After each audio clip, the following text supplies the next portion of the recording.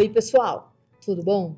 Doutora Patrícia, proctologista, estou aqui no meu podcast, estou hoje com a doutora Elise, oncologista clínica. Vamos falar para vocês, conversar, bater um bate-papo aqui interessante sobre câncer de intestino, câncer de reto, fatores de risco para câncer, prevenção de câncer de intestino, o que a gente pode estar trazendo de informações importantes para vocês. Vamos lá, doutora, seja muito bem-vinda. Olá, Patrícia, muito obrigada pelo convite, é um tema super importante. A gente precisa discutir realmente para poder tratar melhor os nossos pacientes. Essa multidisciplinaridade amplia o leque de possibilidades para os nossos pacientes. E, mais uma vez, obrigada pelo convite. Seja bem-vinda. Então, vamos começar. O que é interessante que você acha que o proctologista, quando a gente diagnostica um câncer, o que a gente pode estar ajudando o oncologista, a vocês que tratam esse paciente? Como é que eu posso lhe ajudar depois de eu o diagnóstico? O que eu posso estar lhe ajudando para que esse paciente chegue em você rápido e que você comece o tratamento? Essa pergunta é muito importante. Você falar para o paciente a perspectiva de tratamento, principalmente nos casos iniciais, faz com que ele se sinta mais seguro com isso. Então, ele chega ao oncologista já com um certo conhecimento que vai proporcionar que a gente tenha um segmento do caso mais tranquilo, né? Antigamente, a gente não falava nem a palavra câncer. Então, se a gente desmistificar isso nesse momento, faz com que ele se sinta mais à vontade e que aquele tratamento tenha um segmento normal na vida dele. Claro que é uma doença ameaçadora da vida, mas que hoje em dia a gente pode passar ela para uma doença crônica e não uma doença que ameaça a morte precocemente. Perfeito. E emocionalmente, você acha que eu posso trabalhar diferente esse paciente para ele chegar mais preparado no seu consultório? Quando ele vê que a gente tem uma comunicação fluida, que a gente tem uma integração entre as equipes, que chega uma enfermeira e acolhe ele, ajuda ele a marcar os exames, então ele vai se sentindo mais seguro. Ele vai vendo que ali é uma possibilidade de um tratamento com tranquilidade, com feedbacks rápidos, que a gente vai estar sempre ali acompanhando ele de perto, que a gente não vai deixar ele se perder, né? Para ele fazer os demais exames daqui a 1 mês, 2 meses. Não, a gente vai tratar para que ele faça tudo mais precocemente e a gente tenha um diagnóstico mais rápido e inicie mais rapidamente o tratamento. E puxando um pouquinho agora para a prevenção, eu e os outros proctologistas, que a gente pode estar fazendo para a gente ajudar nessa prevenção do câncer de intestino, do reto também? Olha, é fundamental que a gente conscientize esses pacientes sobre os hábitos de vida também, né? Perfeito. Atividades físicas, diminuir ingestas de alimentos embutidos, né? Salsichas, presuntos, salames. Esses produtos têm um índice de carcinógenos muito alto. Então, é fundamental que a gente conscientize, por exemplo, que uma pessoa obesa tem mais risco de resistência à insulina e que isso propicia um crescimento mais rápido tumoral também. O próprio tabaco, que em outros tipos de cânceres a gente já sabe há muito tempo o envolvimento dele em proporcionar crescimento tumoral. Então, hoje, a gente tem evidências científicas de fatores que podem desencadear câncer, principalmente do intestino. Exato. Isso cientificamente já está comprovado, está nos guidelines, NCCN, ASCO, ESMO, a gente tem vários estudos comprovando isso. E você podia fazer, acho que eu entendi aqui, ou seja, obesidade, resistência à insulina, má alimentação, fumo e sedentarismo. Então, pegou aqui esse combo, é o combo perfeito para ter problema relacionado a câncer. Exatamente. É isso mesmo? Perfeito. Então, gente, olha aí, ó. A gente nesse bate-papo aqui, o que, que a gente chegou à conclusão? Não é que a gente chegou à conclusão, tá? Chegou à conclusão para vocês. E nos livros estão lá as evidências para você evitar, tentar evitar um câncer. Melhora a qualidade de vida, atividade física, evitar sedentarismo, uma boa alimentação, evitar cigarro, evitar obesidade e perfeito. É isso aí. E o que mais? Tem mais alguma coisa aí que a gente possa estar conversando sobre essa prevenção de câncer do intestino? Acho que é a colonoscopia em Eita, si, chegou na né? minha parte. Perfeito, isso mesmo. Exato. Você acha que o sangue oculto pode substituir a colonoscopia? Não vai substituir, tá? O sangue oculto, ele. Não vou nem falar primeiro do sangue oculto, vamos falar primeiro da colonoscopia. A colonoscopia é um exame que a gente entra com uma câmera dentro do intestino e a gente olha esse intestino lá dentro. E aí o que acontece? Qual é a importância da colonoscopia? Que ele é um exame diagnóstico e terapêutico. Isso significa o quê? Significa que a gente pode dar o diagnóstico e ainda você pode tratar durante o exame. Então, não quero puxar a sardinha para a colonoscopia, mas vamos dizer que a pessoa tem um nódulo de mama. Aí você vê aquele nódulo, daqui a 3 meses você faz um ultrassom, daqui a mais 3 meses você faz um ultrassom, e aí de repente você está na colonoscopia, você viu um nódulo, puf, você tira ele. Está resolvido. E aí esse nódulozinho, que são são as pequenas carnosidades que crescem no intestino, essas carnosidades elas podem evoluir para um tumor, para uma doença maligna, de início elas são benignas, mas aí agora vamos puxar um pouquinho para o sangue oculto. O sangue oculto, ele é para um rastreio populacional grosseiro, ele não perde a indicação, ele tem uma indicação? Tem, mas o mais importante é você fazer a colonoscopia e ver de fato o que é que tem lá dentro do intestino. Mas, uma pessoa fez tipo 10 pesquisas de sangue oculto. Ah, doutora, você vai lá no médico, tipo, já aconteceu comigo. Veio já de um outro profissional com sangue oculto, e ele, doutora, eu quero aqui tirar a dúvida porque eu tive um sangue oculto positivo, mas eu quero repetir. Eu fiz, moço, já era. Se fez um sangue oculto e veio positivo, você já tem indicação da gente lhe rastrear. Porque você pode ter 9 sangue ocultos negativos, mas um positivo já significa que você precisa fazer o exame. E aí, a partir desse instante em que ele realiza a colonoscopia, passa a avaliar a colonoscopia como o principal exame de rastreio. Entendi, mas há algumas pessoas que têm muito preconceito em realizar a colonoscopia, né? E argumentam, será que a colonoscopia virtual não seria a mesma coisa? Como são os procedimentos exatamente? A colonoscopia virtual é um exame radiológico, não é um exame endoscópico. Então, o que seria a colonoscopia? É uma tomografia do intestino. Você tem um software que você bota um contraste dentro do intestino e ele desenha todo o intestino por dentro, e esse software ele consegue detectar se tem pólipos. Só que, se você detectar que tem um pólipo, vai ter que ir para a colonoscopia para poder tratar. Mas ele tem o seu lugar também. Onde é que entra a colonoscopia virtual? Ele entra nesses pacientes em que a gente não consegue concluir uma colonoscopia normal ou pessoas que têm contraindicação. Mas uma coisa é importante, que as pessoas não sabem, acham que vai fazer eles não gostam do preparo da colono, que é o grande vilão da colonoscopia. A maior parte das pessoas como é que eu vou fazer um preparo que eu vou ter uma diarreia lá enorme? Então, se eu quero fazer uma colonoscopia virtual, eu falo, vai ter que fazer o preparo do mesmo jeito. Não tem saída, porque você tem que tirar todas as fezes do intestino para você poder ver o contorno dele. O desconforto se mantém. O desconforto do preparo é o mesmo. E em relação agora à colonoscopia em si, o que a gente tem? A colonoscopia é um exame que é feito com sedação, ele é feito com anestesista, então você vai ter um conforto durante o exame, você vai dormir, você não vai estar acordado. Hoje em dia as clínicas geralmente têm anestesistas homens e mulheres, tem endoscopistas ou proctologistas homens e mulheres, então se a gente chegar lá e receber uma senhora que não quer se expor a um médico homem fazendo o exame, vai ter uma médica para fazer. Mas eu não quero um anestesista homem, visto esse tanto de coisa que o pessoal fala aí de sedações que acontecem, vai existir o anestesista mulher.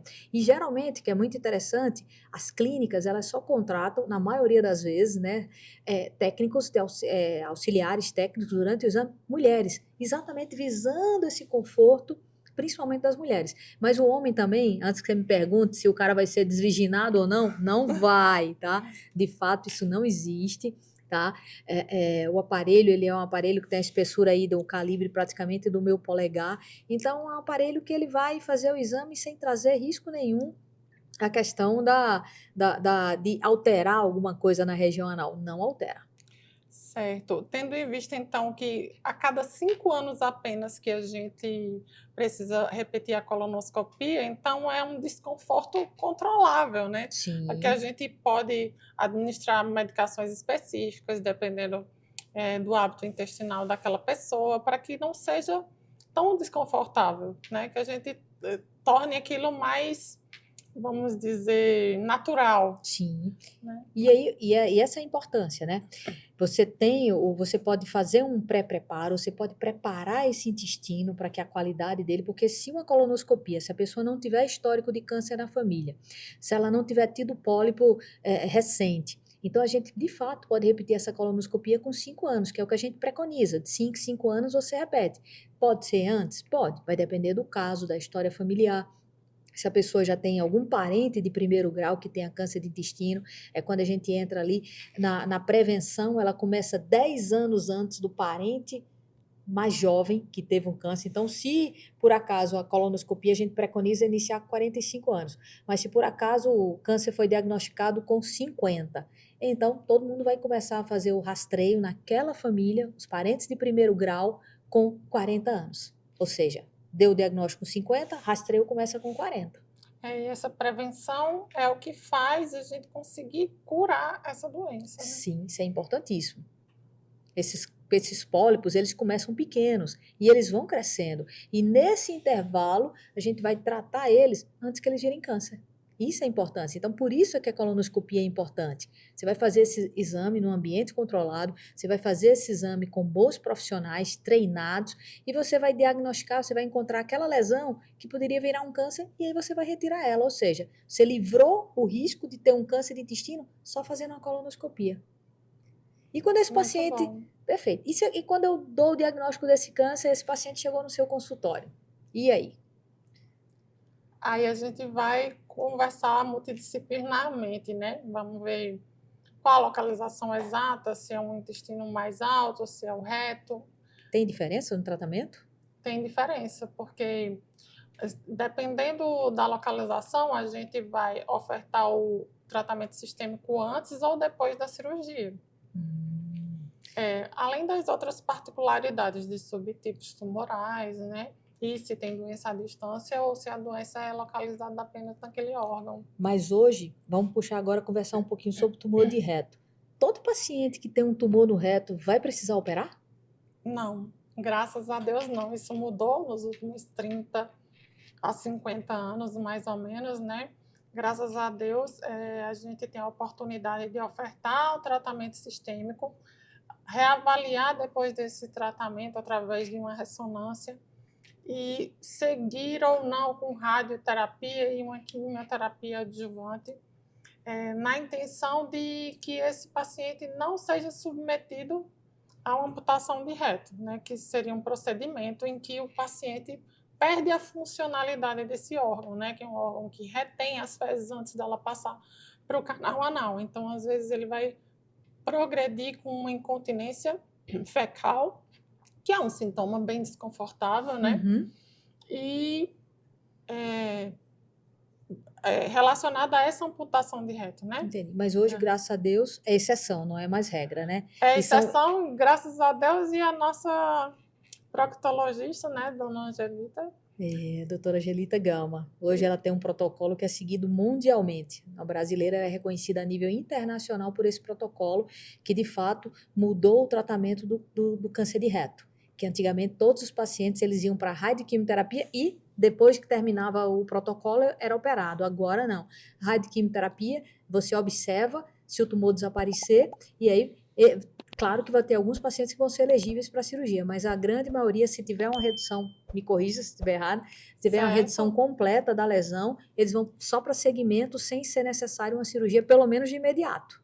Exatamente. E também evitar a amputação de reto evita a colostomia, né, que é um grande temor também dos pacientes que têm o câncer de intestino de um modo geral, né? Aquela bolsinha que a gente usa, em que as fezes saem, ela pode ser temporária ou definitiva, em alguns casos, mas na maioria dos casos ela tem uma função temporária para que aquela funcionalidade do órgão se refaça e o paciente passe pelo seu tratamento e depois Isso é importante. A possa maioria dos ter... pacientes, quando eu falo que tem um tumor, eles perguntam, doutor, eu vou ter que ficar com aquela bolsinha na barriga? Não. Na maior parte das vezes, de fato, é isso que você falou. Ela vai ser colocada como segurança. Até por conta, existe, quando você opera o intestino, você tira um pedacinho e você faz uma emenda. Aquela emenda, em algumas pessoas, ela tem risco de soltar. Então, essa colostomia, ela vai desviar as fezes para não passar naquele local até ele cicatrizar completamente. E aí, depois disso, você retorna o fluxo das fezes pelo caminho normal. Então, a gente chama isso de ostomia, ela pode ser uma ostomia temporária, ou o intestino delgado ou o intestino grosso, mas como prevenção para evitar um problema maior. Não que você vai ficar com aquilo pro resto da vida. E eu tô com mais uma curiosidade aqui. E me fala em relação a esses pacientes que chegam com câncer. Tem alguma característica principal nesses pacientes para eles desenvolverem o câncer de intestino? Olha, tem alguns sintomas característicos, né? Perda de peso, anemia, alteração do trânsito intestinal, dor abdominal recorrente, né? Aquele paciente que tem uma hemorroida que sempre sangrava, mas ela sangrava uma vez por mês, agora ela passou a sangrar diariamente. Então, mas mesmo o sangramento esporádico tem que ser investigado, não é você não pode ter um problema em nunca ir correr atrás de um médico para investigar. Isso é curioso. Sabe que eu tenho uma paciente que ela está comigo, já deve ter quase 10 anos que eu acompanho ela. Ela chegou para operar uma hemorroida e a queixa dela era sangramento. Quando eu comecei os exames pré-operatórios dela, ela tinha um tumor no reto. E na cabeça dela, o que estava sangrando era a hemorroida. E ela só descobriu o tumor porque ela resolveu, a quantidade de sangue era tanto que começou a incomodar e ela me procurou para operar a hemorroida e quando chegou lá, não era hemorroida, era um tumor no reto. E é um caso parecido com o da Preta Gil, né? Ela relatou que tinha hemorroida e depois de um tempo ela teve um sangramento na casa dela e aí que ela recorreu ao médico, porque Agora ela ficou eu vou achando atrás. que sempre era relacionada à hemorroida. Infelizmente, a gente pega pacientes 2, 3 anos sangrando e acha que é hemorroida. Então, gente, sangrou não é normal. Sangrar pelo ânus, sangue misturado nas fezes, sangue vivo, pelo menos uma avaliação inicial para afastar alguma coisa. E aí a gente vai selecionar os pacientes que vão para um exame mais, como é que eu posso, mais invasivo, que seria a colonoscopia. Tem também a retossigmoidoscopia, que a gente opta esse exame em pacientes muito jovens, mas para afastar, porque às vezes a maior parte das pessoas pensam que é hemorroida. E isso já aconteceu faz a reto comigo. também em pacientes muito idosos que não têm performance para realizar uma colonoscopia, né? Perfeito, isso mesmo. Como um exame inicial ali para a gente, caso a gente detecte a fonte do sangramento naquele local, a gente não precisa invadi-lo mais. E agora me fala um pouquinho, que muita gente tem dúvida. E a quimioterapia? O que é a quimioterapia mesmo? Tá? O que é que ela faz? Para que ela serve? Porque o paciente fala, vou mandar você para quimioterapia. Ele olha para mim, doutora, eu estou morrendo? Eu preciso fazer quimioterapia? Meu câncer não tem cura? O que é que está acontecendo? Na verdade, a quimioterapia é um tratamento sistêmico, né? Hoje a gente tem ainda poucos tratamentos-alvo para câncer de reto. A gente utiliza mais a quimioterapia mesmo, né?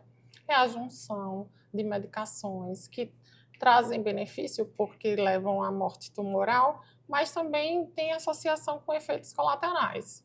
Hoje a gente consegue controlar mais esses efeitos colaterais, como náuseas, diarreias, né? Fadiga, falta de apetite, porque a gente monitora mais esse paciente. E tem mais, gente, isso é temporário, tá? Isso é só um efeitozinho do remédio, né? Que você vai ficar assim para sempre, não. Exatamente. Dependendo da gravidade do tumor, a gente planeja aquele tratamento e ele tem tempo para acabar, desde que a doença seja localizada, né? Uma doença à distância, e são outros parâmetros que a gente vai utilizar, porque a gente tem que ficar com mais reavaliações e a gente acaba suspendendo a quimioterapia quando tem progressão ou toxicidade. Ou seja, só fazer um resumo aqui para o pessoal entender. Então, a quimioterapia, ela vai buscar aquela célulazinha teimosa que resolveu sair do tumor principal. Então, a gente tem o tumor principal, aí tem as células teimosas que teimam em sair caminhando. A quimioterapia você vai colocar no paciente para a gente tentar, para vocês acharem essa célula e destruir ela. Verdade. Ela age também no tumor principal, Sim, né? não, mas vamos levar em Naquela consideração que localização, mas ela aquele vai paciente atrás da operou. ovelhinha desgarrada também. Isso, porque às vezes o pessoal não entende muito bem. Então, o objetivo, claro, que além de tratar o local, que às vezes você trata geralmente com cirurgia, na minha cabeça, assim, tratou a cirurgia, por que que eu tenho que ir para quimioterapia se eu acabei de me operar? Para procurar a ovelha desgarrada. É isso aí. Exato. Porque dependendo daquele tamanho, se é um tumor bem pequenininho, a gente não vai ter essa Indicação. preocupação, essa Ou seja, a indicação. quimioterapia não é para todo mundo. Não é para todo mundo. Ah, Se for perfeito. um estadio muito, muito inicial, como você falou aí, que já tratou pacientes apenas com a colonoscopia, né? Deixou aquele paciente tratado, então, às vezes, uma cirurgia é um procedimento curativo também. De fato. Já teve paciente que eu fiz colonoscopia, tirei um pólipo um pouquinho maior do que os habituais e que já estava começando um tumor maligno dentro do pólipo. Que isso é um processo. Por que é importante? Porque não é que o pólipo, aquela carnosidade, vira toda de câncer de uma vez, não. Eu digo que é uma árvore com uma fruta podre, a frutinha apodreceu e ela começa a apodrecer a copa da árvore até que ela vem para o tronco, até que chega na raiz. Então, se você acha aquela frutinha podre na copa da árvore e você corta a árvore no tronco, você curou do câncer. Verdade. Isso. E já aconteceu comigo. Eu uso essa figura de linguagem sempre no consultório para eles entenderem que um processo de transformação de um câncer de benigno para maligno não é de uma vez. É um processo que ele tem um tempo. E por isso que a colonoscopia não precisa ser repetida todos os anos. Porque você tem que dar tempo, até do pólipo crescer e aparecer. Eu falo, doutor, é porque eu não posso fazer colono de 6 meses. Eu falei, olha, porque a gente vai fazer, vai dar uma normal e outra pode dar um pólipo. Uma normal e outra, porque o pólipo tem que crescer e aparecer. Então, Elise, se deixasse aqui, acho que a gente ia conversar horas e horas e horas. Eu só queria um detalhezinho a mais que eu observo hoje a nível de consultório, essa questão de faixa etária e do idoso, da prevenção do idoso. Se as famílias estão levando ou não essas pessoas mais velhas para fazer exame de prevenção. Hoje, a qualidade de vida e o tempo de vida média do ser humano tem aumentado, né? Graças às prevenções que a gente faz. É fundamental manter o rastreamento na população em torno de 60 anos, que é a população mais prevalente nesse tipo de câncer. E o povo esquece, né? O idoso fica em casa e o pessoal acha que não tem como levar mais idoso para fazer exame, né? Essa população perde um pouco da autonomia, às vezes não consegue mais dirigir com tanta facilidade, então fica sempre dependendo do cuidador, ou do filho, ou daquela pessoa que nunca aparece, né? Que acha que é suficiente fazer um exame laboratorial e está tudo bem. Né? Existem os rastreios instituídos pelas sociedades, a ASCO, a Sociedade Brasileira de Oncologia, por um motivo, né?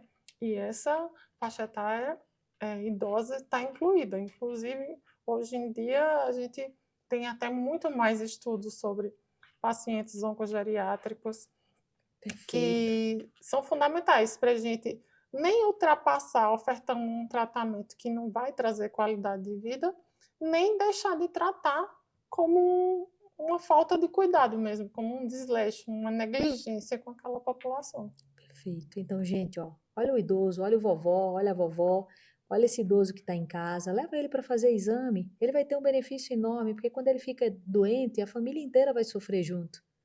Não é isso? E às vezes são pólipos facilmente retirados. Sim, que você podem consegue evitar um tratar. quadro de obstrução intestinal, que é catastrófico. Perfeito. Então, Elise, te agradecer, aproveitando aqui para agradecer a presença da doutora Elise, oncologista clínico, no nosso podcast, que veio engrandecer as nossas informações. Não quero que vocês precisem dela, não, tá? Eu sei que eu vou fazer sua colonoscopia, a gente vai tentar diagnosticar o seu tumor, mas agradecer essa presença, tá? Grande doutora aqui, que vai ajudar, que é uma referência, que precisar, pode procurar a doutora Elise, tá? Como oncologista, e te agradecer demais por estar aqui, a gente pode trabalhar junto, tá? Pode contar comigo, o que você precisar, se quiser deixar uma mensagem agora, tá à sua disposição. Eu que parabenizo pelo podcast, né? É fundamental a gente ter informação de uma forma leve e saber que, mesmo que venha um oncologista, isso não quer dizer uma sentença de morte. Isso, na verdade, quer dizer que a gente vai ter um cuidado. Às vezes a gente está em dúvida se é um diagnóstico ou não, e a gente pode esclarecer. Então, obrigada pela oportunidade de estar falando aqui no seu podcast. Eu que te E estou à agradeço. disposição para você, para os seus seguidores. A gente vai deixar os contatos aí. Isso, aproveitando aqui, vocês vão ver aqui embaixo, quiser o contato da doutora Elise, o meu contato, o Instagram, marcar consulta, estamos à disposição de vocês, podem nos procurar, vocês vão ser bem acolhidos, vocês vão ser tratados humanizados, com atenção, com carinho e com preocupação na sua doença. Estamos à disposição de vocês. Até Obrigada, doutora. mais. Até.